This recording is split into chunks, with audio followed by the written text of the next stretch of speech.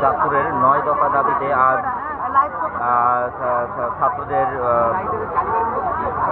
অবস্থান চলছে। তারা বিভিন্ন প্লে কার্ড নিয়ে চাঁদপুর শহরের বাস স্ট্যান্ডে অবস্থান করছেন। এই গুড়ি গুড়ি বৃষ্টিতেও তারা এই আন্দোলন অব্যাহত রেখেছেন।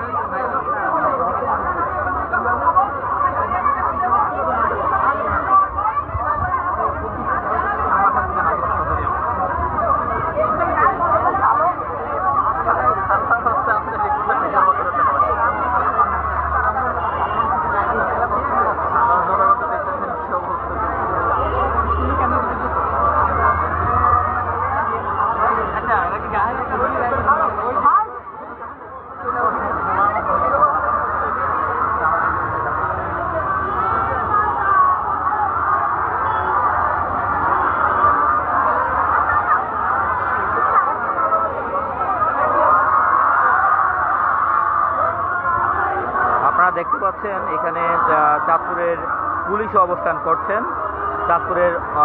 চাঁদপুর সদর সার্কেল অতিরিক্ত পুলিশ সুপার সদর সার্কেল ইয়াসিন আরাফাত তারও রয়েছেন। এখানে রয়েছেন ডিবি পুলিশ।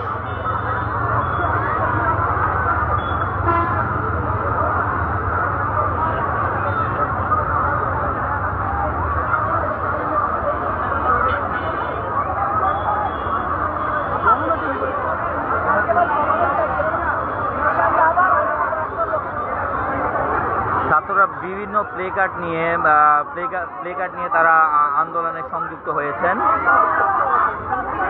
তাদের হাতে রয়েছে বিভিন্ন প্লে কার্ড।